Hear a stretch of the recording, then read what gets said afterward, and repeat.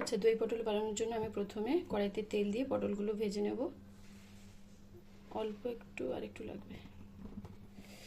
পটলগুলোকে আমি খোসা ছাড়িয়ে এইভাবে চিড়ে নিয়েছি।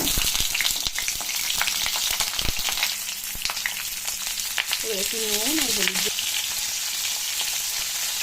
আমার কী কী লাগছে দই পটল বানানোর জন্য?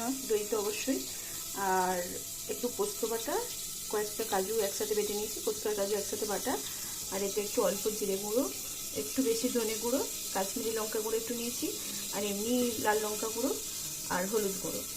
দইটাকে একটু ফেটিয়ে নিই।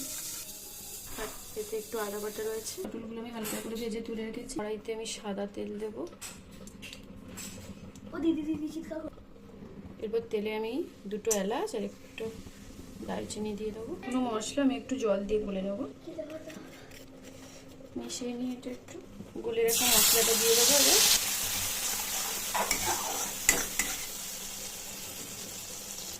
এরপরে দেবো আদা বাটা। আদা বাটা দিয়ে একটু কষিয়ে নিই।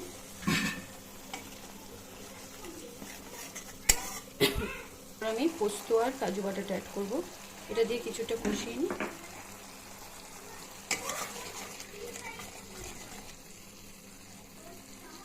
তেল ছেড়ে দিয়েছি। এবার আমি দিয়ে দেবো টক দইটা।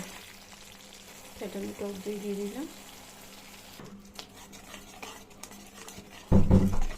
এবার আমি একটু জল দিয়ে দেবো। জল দিয়ে ভাজা পটলগুলো তুলে দেবো। একটু ফুটে উঠুক, তারপরে নুন দেবো।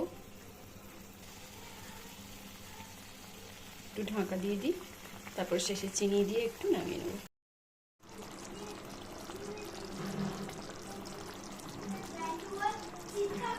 এবার এটা রেডি। এবার এটাকে নামিয়ে নেব, কারণ কাজু আছে তো একটু টেনে যাবে। শেষে কয়েক দানা চিনি দিয়ে নামিয়ে নেব।